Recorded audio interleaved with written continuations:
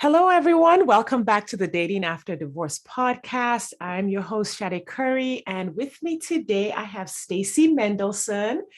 Stacey is a friend and a colleague. She is also a life coach, and she is a life coach for women going through high conflict divorces, which I can tell you for sure that I needed Stacey about 6 years ago.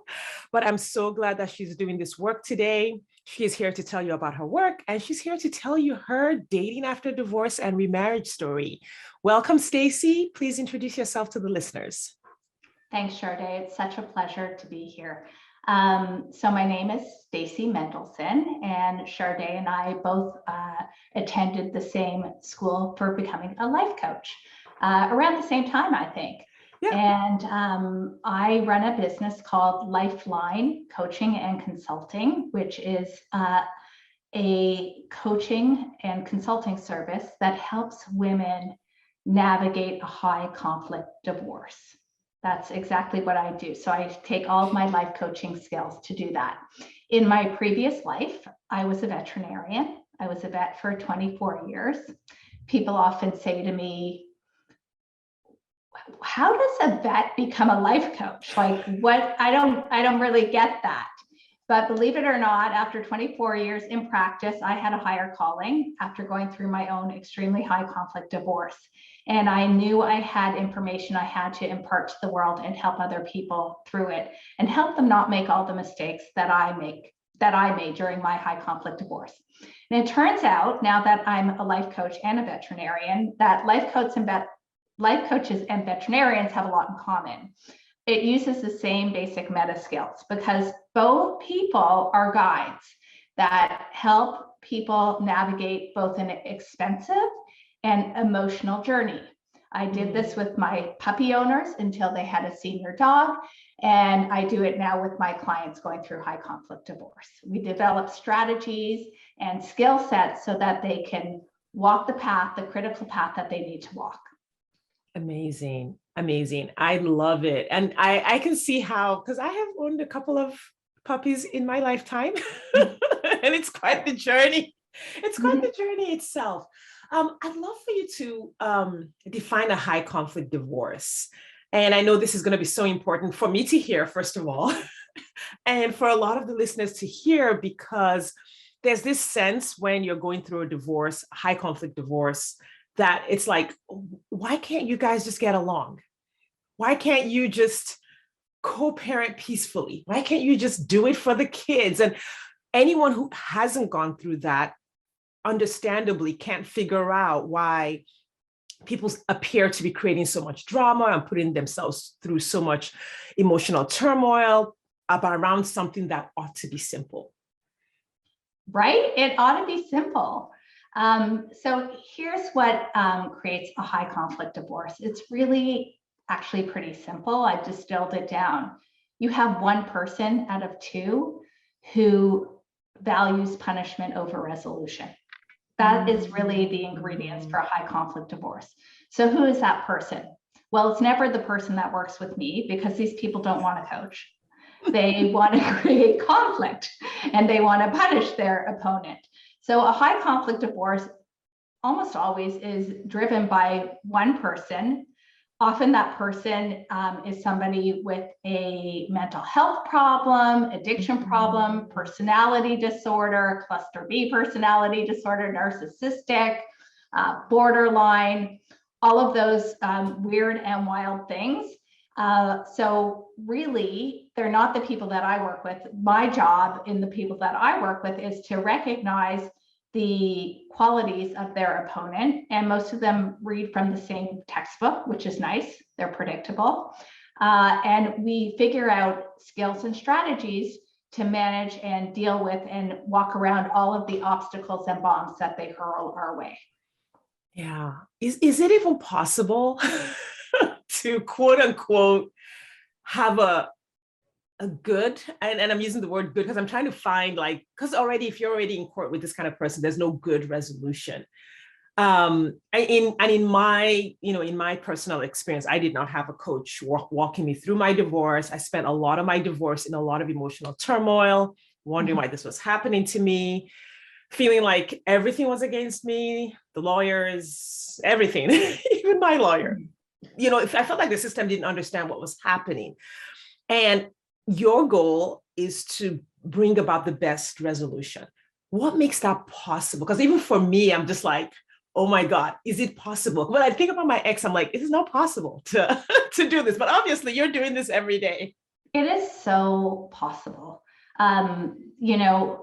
What it takes really over everything else is gray matter. It takes brains and stealth. There are going to be certain obstacles in our way. The obstacles are pretty predictable. Things like accusations of, like false accusations of alienation. Yep. Sound familiar? There are so many predictable, like somebody who engages in vexatious litigation, like unnecessary litigation, baiting us on communication. There's so many obstacles that I see that are really pretty run-of-the-mill now. So at first, when you separate from a person like this and they start hurling bombs at you, you're going to feel very, very afraid. That's when you need to call me because we will move from afraid towards amused. And that really is the secret, because when you are in the mindset and the space of understanding the things that really are a danger and a problem versus the drama, like separating those things out, well, the danger, we can deal with that. There are methods of dealing with that in a court, outside of a court, with parenting assessors, with pediatricians, in all the ways that we need to deal with it. So we distill it down to what are the things we're really going to worry about, and what of those things can we control, what can't we control, and what are we purposely going to think about it and do about it, for sure. So it's very, my approach is quite pragmatic.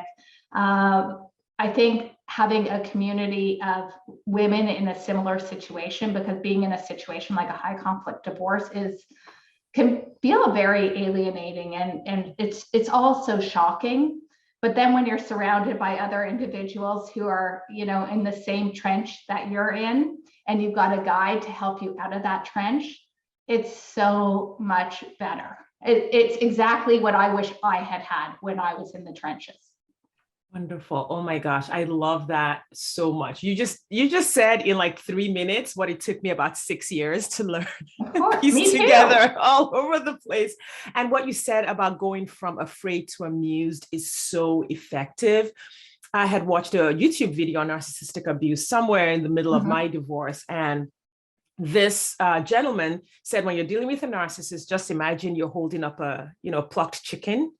And then instead of the chicken's head, just put your ex's face on there and make it wiggle. And I just burst out laughing, and that has stayed with me. It's a little visual that I've used from time to time to just kind of de-escalate my own emotions when something scary appears to happen. Absolutely. That's so good, because, marinating in a sea of panic is not good for you physically, obviously.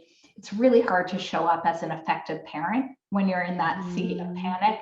And then if you're also a professional, like I was a veterinarian, it's not easy to get up and do your job effectively. So the stakes are very high. And my goal for my clients is to always have them operating from your clients probably know the model, from the F line, the feeling line of calm, confident. Like, how are we going to move from panic to calm, confident, or, any kind of fear? Another thing my clients struggle with is anger, and moving from anger to calm, confident. That's where we always want to be operating. That's where we're going to take the most effective action. Wonderful. Oh my gosh, Stacey, your work is so important. I want to tell everyone about it. So for everyone listening, because we're going to get to the good part, the fun part of the conversation in just a minute. If you are going through a high conflict divorce and you are still experiencing panic or anger, or like just being blindsided every couple of days, give Stacey a call, check out the show notes. Her information will be there. But now we want to move to like a little bit of the lighter part of the conversation, which is your dating journey, because you're now divorced, you are now remarried, and you have remarried. Yes. How many years have you been remarried? In October, it will be 3 years. So I'm Awesome. pretty recently remarried. Yeah. Yeah. And how long between your divorce, whenever you counted from, how long did it take you to kind of Yeah. get back out there? So I separated in 2014, and my story used to be that none of it was my choice. He was having an affair, and I took all the power away from myself. I had nothing to do with it. I was the perfect wife, perfect mother. He was busy having an affair. I've changed my story. I've had many iterations of the story, and I think that's part of the path of getting ready to date. I will tell you, when I was in the thick of it, and I imagine you felt the same way, Sade, I was in no position to date. In fact, I have clients who say to me, I just want to join a nunnery. I never want to be subject to this again. And of course, when you're having bombs hurled at you, the last thing you want to do is date. So, and for a lot of people, the bombs are being hurled now, but you've also had this potentially awful experience for 5, 10, 15, 20 years that has culminated in the worst of it. So yeah, I was like, I don't want to talk to anyone. I want my space. Yeah, or let me change teams. You also hear about that too. Yes, I've heard that, and I totally understand. So do I. So my dating journey happened by accident. I was still in that headspace, and it was, I guess, 2 years post-separation. I was invited to play golf, and there was somebody else invited as a fourth in the golf group, and we started to date, which was super fun for me. And I actually have a blog post about it. His name was George, and he wasn't the guy, he was just a guy, and it sort of got me over my hump. I like to say I humped my hump. And I love it. It sort of acknowledged the fact that there wasn't something wrong with me, and men found me attractive and interesting. So, okay. But I was still not actively seeking dating. We dated for a while. This what didn't end up being my husband. So I really was never actively dating. I started dating my husband shortly thereafter, but there's a bit of lineage to it that I'll tell you about. So I have this amazing husband now, like you do. I from what I see. Yeah, he is pretty cool. Yeah, my husband is so kind. I mean, for me, kindness trumps everything. It's the most important quality. He's such a kind man. He's smart, he's handsome, and he's nerdy, which, like, no more bad boys. Yes, please. Okay. Yes, please. So my husband is a widower, and I knew my husband through my entire marriage, which was a pretty abusive marriage. But most of my marriage, he lived over in France with his wife. And I knew him because he was actually my mother-in-law's stepson-in-law. My mother-in-law had repartnered. Her new partner had children. One of his daughters was married to who's now my husband. So he was technically my mother-in-law's step-son-in-law. Hard. You may need a whiteboard for this one. So basically related, but not by blood. Yeah, not by blood, and quite distant. And I would see him kind of once a year at a family function with his wife, who was my mother-in-law's stepdaughter. Lovely woman. They were great. They moved back to Toronto eventually, and she was diagnosed with cancer. My mother-in-law reached out to me, Stacey, I'm a medical person, I'm a vet, I'm the only medical person in the family, can you help advocate for her? Of course I'm going to help advocate for this girl. She's a lovely girl. I spent a lot of time with her through her chemo appointments, and I got to know her and her husband, who turned out to be my husband. All the while I was in the thick of hideous litigation. I was in no position to date at all. Sure enough, she died. She had a terminal cancer. And her husband, David, who's now my husband, and I we're friends. We were friendly. He was going through terrible grief, and I was going through terrible litigation. So David kind of became my girlfriend before he ever became my boyfriend. We just were friends who kind of palled around together. He ended up joining me for a yoga class, and then he joined my yoga club. Suddenly he was like my yoga girlfriend.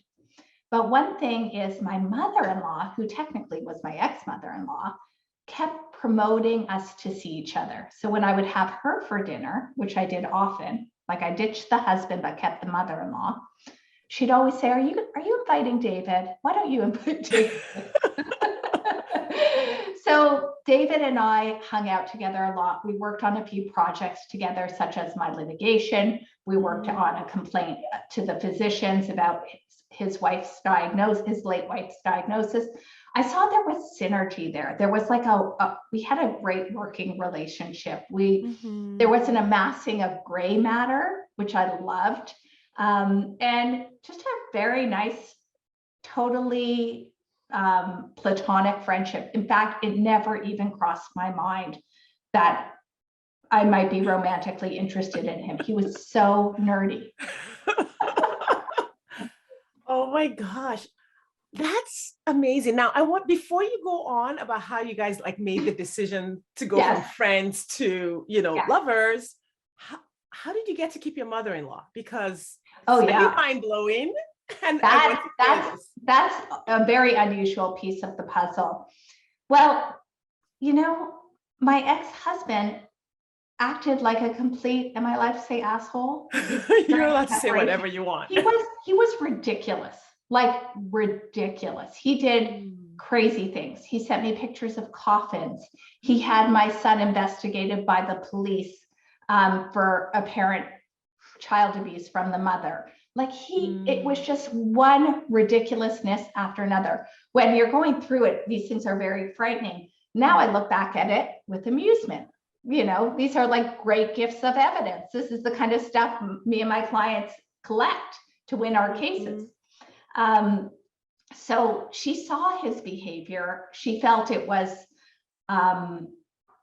horrible. It was uncalled for. It was not child-centered. She hated the way it was affecting my son. And she had the balls to stand up to him and say, don't do this. Like, you already did this to your two other kids with his wife from before.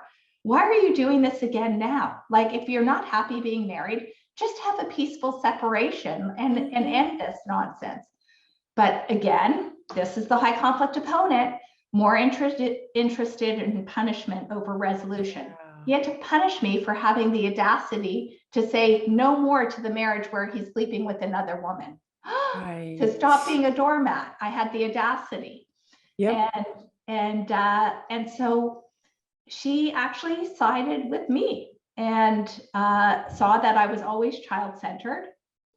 And so it turned out I looked after her. I ended up being her power of attorney. She recently passed away. I spoke at her funeral. He wasn't there. She was like another mother to me. Wow, that's amazing. Yes. That is amazing. And I'm so happy for you that you had someone who saw what was very happening. Validating, right? Yes. And I think for me and maybe some other women, there was, at least for me, in talking about what was happening, there was just a little bit of shame. Yes. Because sometimes I would talk about what was happening and the first response would be maybe a lack of belief or like, well, are you sure that happened?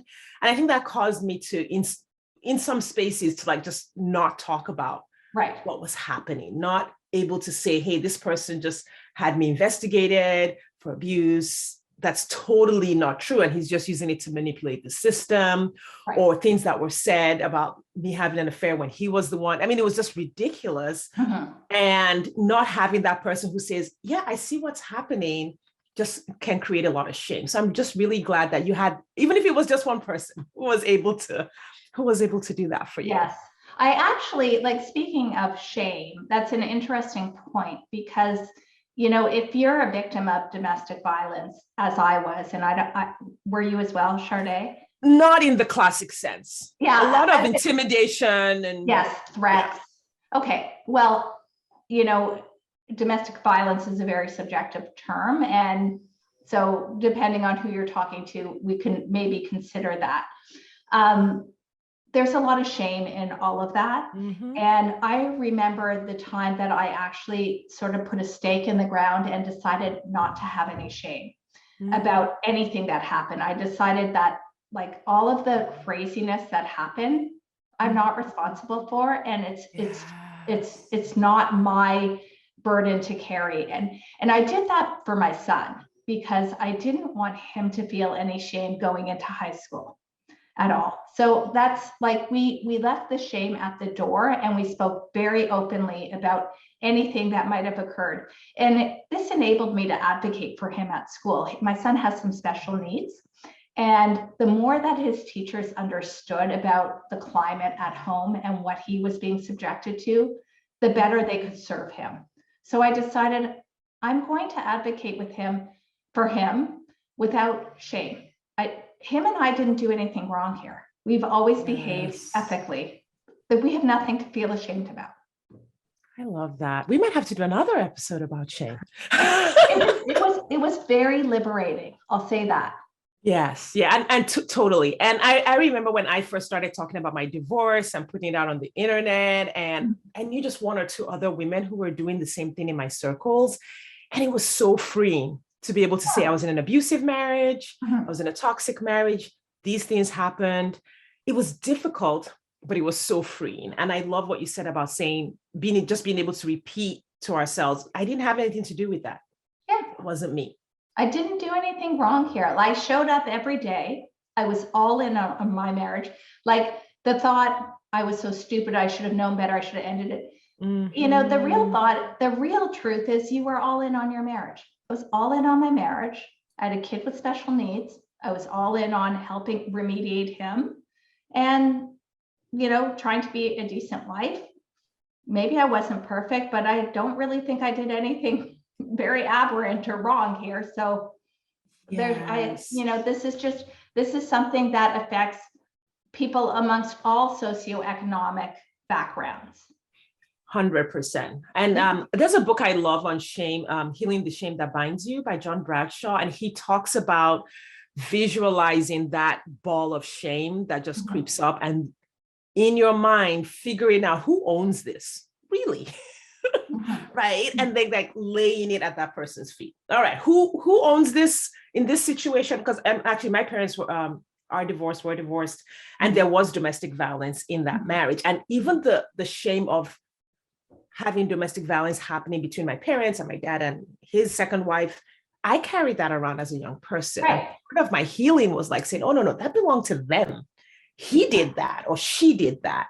And so just throwing out there for anyone who's listening, if you are experiencing shame over things that happen, I thought it was just important that we stop and talk about that a little bit. Yes, absolutely. And really, when you decide to drop your shame, it's a very attractive quality to those around you. I mean, one of the reasons I remember as a veterinarian, my clients would come in and tell me everything, like you tell a hairdresser, like they tell me everything. They tell me about their kids who are having drug problems and this and that, because like I grew up with a brother with a drug problem, and he did die of an overdose, but I decided not to have any shame about it. And as soon as you drop that, it's like, it attracts it like bees to honey for other people to share their stories with you.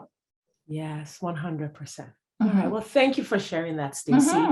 All right. So now your friends, going from friends to lovers. My new friend, David, my yoga girlfriend, my work on different projects. Did you ever think, I don't want to ruin this friendship? Because that's a thought I hear a lot from women. Yes. But at first I didn't even have the inclination that the friendship could be anything, but we were just hanging out all the time together. And I remember distinctly the night in January, we went out for dinner together. He was taking me out for dinner to celebrate a win. I had had something published about his wife had died of lung cancer, and I had a letter they had done an expose with the doctor who had treated her. And I wrote a letter to the editor that gave a different perspective and mentioned his wife. And I got published. And he said, we're going to go out and celebrate. And I remember sitting across the table from him in this lovely restaurant in Toronto. and looking at him and thinking, I really like this person. Like, I really like him to the core. And from then, over the next 3 months, my brain started to think about it. And it was like such a slow burn. And I think he was on the same trajectory.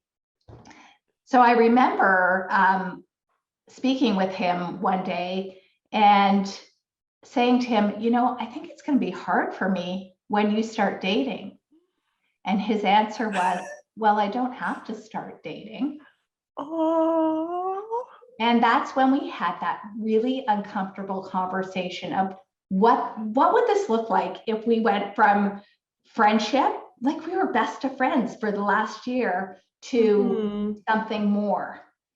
And we kind of hashed it out like two adults, like two colleagues, and discussed it and decided, let's give this a go. And from that moment, I mean, we've been inseparable ever since. We just have a great partnership, built on the foundation of a very solid friendship. So I have my thoughts about men and friendships with women. So I want to ask, I want to ask you the question first. Was the moment that the light bulb turned on for you, how far before that did the light bulb turn on for him? He said quite a bit before that. In fact, we joke about it. A few months prior to that, I said, well, let's go over to our joint mother-in-laws together. She'll be so delighted to see us together. And then I made like some snide comment, she'll be so delighted, but that's never going to happen. And so that started him thinking many months before, why is she saying that that's never going to happen? So I think he was a few months before me. And the funny thing is, his best friend knew the whole time, like he was falling in love with me, and he wasn't going to date anybody. Yeah, which was my theory about guys, is that when a guy's interested, I was like, I don't know how long guys actually stick around as best friends unless they're somewhat interested. I mean, give or take. I know there's so many different situations, but it's just a theory I have. Like, it's a little bit of a generalization that if he's around this much, maybe there's a potential that he really likes you. Mm-hmm. Oh, I think there was. He's the kind of guy, though, that maybe would not have started that discussion. It was me who started the discussion. Yeah, I believe that. I mean, men are humans too. Somehow it's like the movies or TV has said men are a certain way, or quote unquote men initiate, and I put initiate in quotes because what does initiate mean and why? Right? Why does it have to be the man who says, okay, well, let's have this conversation about moving forward together? One of the things I've noticed is sometimes a woman will say, well, the guys who don't initiate are the ones who are low effort men. I was like, no, they were just low effort men and happened to not initiate, right? You can have a high effort man who initiates, and you can have a high effort man who lets you initiate. Like, it's not a problem.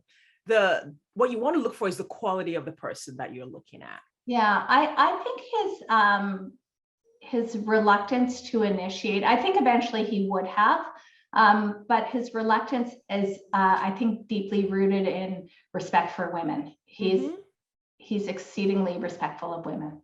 Yeah. And there's absolutely nothing wrong with that, because as a human, people are just different. Men are different. You have men who are more, I guess, I don't want to say extroverted isn't the right word, but maybe we'll speak more, are more direct. And then there are men who are not quite as direct, but the quality of the human is really what matters. All right. So how did you, I guess at that point, since you have been friends for so long, you must have just known he was the one. Was there a point where you were like, well, I'm ready to recommit? Did that change along the way? I think I've always been a serial monogamist. I have no interest in being in a relationship that's non-committal, both friendships and intimate relationships. I think that, I'm all in on them as a person. Getting married, though, that I wasn't really into, but he was. That was very important to him. So we were together a long time, and after a year of dating and having a romantic relationship, he moved into my house. My son, he was a welcome addition for my son and I. He's been a wonderful step parent to my son. But he wanted to get married. It was important to him. He's kind of an old-fashioned guy. And that kind of public declaration of commitment meant something to him. So I needed to get coached on that because I had some thoughts in the way of getting Let's hear them. What's that? I said, let's hear them. What were your thoughts about getting married? It's very helpful. It was so lucky, really, that I had so many coach friends. I think that I felt I didn't deserve to be married again because I had so badly screwed up marriage in the past. So I didn't think I was worthy of having the title of married anymore. I think I carried shame. Yeah. Did you ever feel like even if I did get married again, like having someone in my space might not feel good, or there's better distance between me, like I want a partner, but then it's better if we have a little bit of distance? We lived like we were married. I mean, that wasn't it for me. I just felt the actual act of it and the title of it after having gone through like this World War III divorce, this like Hurricane 5 level divorce that cost so much money, so much time, so many parties affected. My parents got sued. Like I felt, how could I bring this upon the world? Like, how dare me get married again? That's what it was for me. It was this, I think, a bunch of aberrant thoughts, really, that really were not necessary. But basically coming down to, I don't deserve to get married again. I totally fucked up the last one. Who am I to get married again? Sorry. Yeah, like there was something wrong with you. Yeah. Almost like you were too broken to. Yeah, I wasn't worthy of it. I didn't deserve it. Wow. How did you unwind that? Like, I know you said you got coached, but what was your new set of thoughts? For me, I didn't even know that was sitting inside of me, and just becoming aware that was really what was holding me back from marrying this amazing person. I would do anything for him. So I had to consider getting married to him because it was important to him. And I understood that my son was all in. He liked the idea of us getting married. So he wasn't the obstacle. Yeah. It was this one thought. And once I was able to kind of take it out and look at it, and I realized what a total fundamental misunderstanding that was with the way the world works. Of course I deserve to be married again. I'm actually really good at marriage. My marriage wouldn't have lasted as long as it did if not for me. That. Yeah, so I had to sort of identify the thought that was sort of my linchpin that was keeping me, which was, I'm like a pro at screwing up a marriage. I just had the worst divorce on the planet. How could I get married again? And then realizing, I'm actually a boss at being married. This marriage should have ended 10 years ago.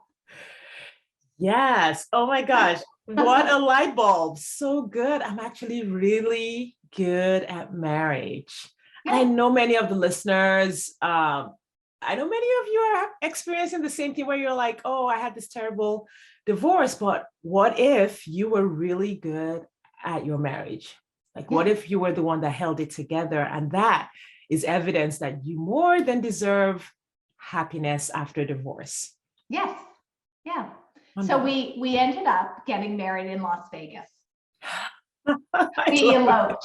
That's awesome. The pictures out of Las Vegas, the weddings out of there. I'm like, that looks like a lot of fun. I would totally do that for an anniversary. It was delightful. I have to say, it wasn't like, we didn't go for the tacky Las Vegas wedding. We're both Jewish. I wasn't going to get married in a church or a chapel. So it was just a non-denominational in a very nice restaurant. We found this wedding package, all in, meal, champagne, some flowers.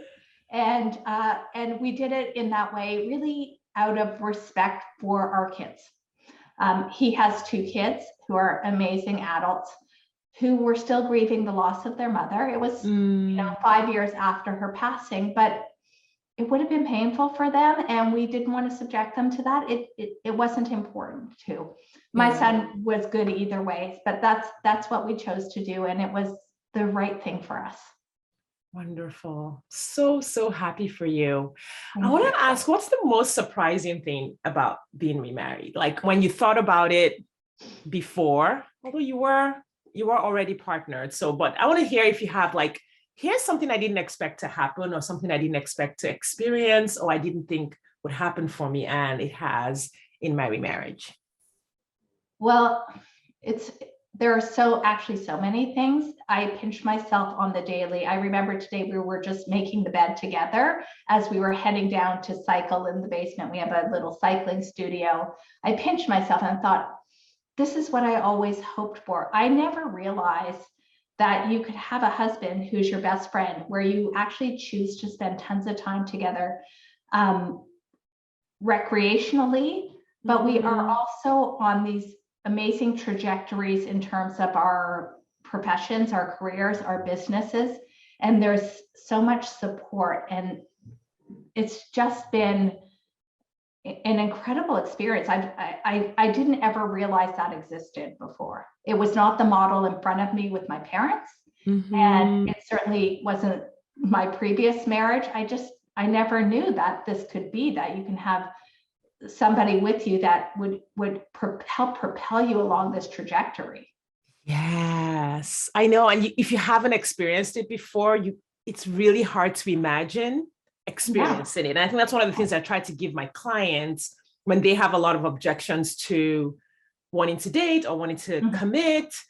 And I'm like, I know you can't imagine it because you haven't experienced it, but if you could imagine it, what do you think it would look like? What would you want it to look like? And so I help them piece together like a vision of what it could look like, sometimes from other areas of their life, things they've experienced at work, things they've experienced with friends, things they've experienced with, connections that they have with other people. And we piece together this vision for them of what a remarriage could look like. And usually it turns out to be like, see, it actually exists in the world. Yeah, well, I think you're a wonderful example of what's possible for clients. And I know you try to feature other people who are. Thank you. Yes, I want to be a collector of all the happily remarried after stories because I couldn't find any, and they started popping up in weird places. And I was like, wait, there's a lot of happily remarried people. And I mean, I know there are statistics of second, third marriages not working, but I think you can find evidence, and I have a question around the evidence around that. I know that statistically that's what it says, but I was like, well, has anyone actually tracked those who got remarried and stayed happily remarried after? Is anyone talking to these people? Or are we only talking? What do you think are the elements that separate the second and third marriages that are successful from those that end up in divorce?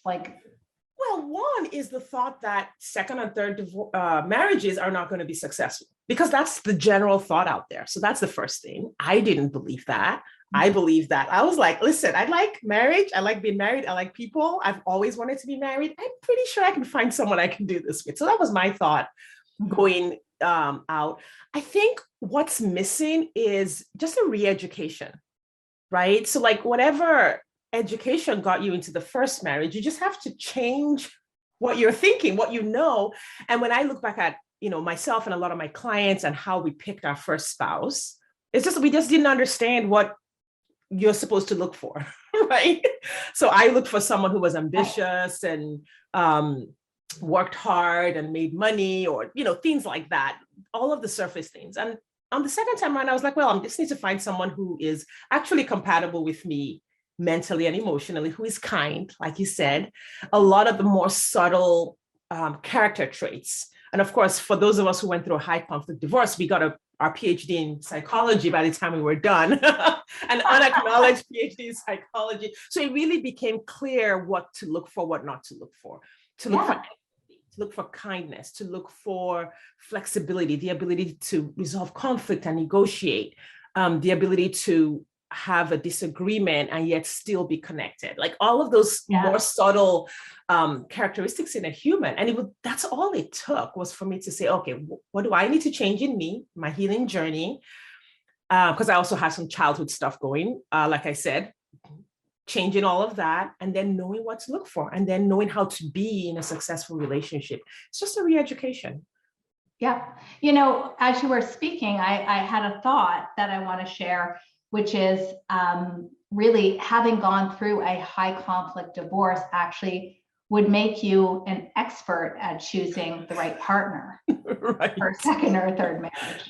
Yes. It should. It depends on what you're paying attention to along the way. And there's a period of also healing from all of that. Of course. So in and of itself, I don't know that it does, but it gives you all the material that you need to learn. None of all of this. Because I've also found, I think some of my clients that I've worked with assume that a person who is nice, they don't have a right to say no to someone who's nice because they're nice, just because their exes were so abusive. But a nice person who is nice and pleasant may not necessarily be the right person for you. That's right.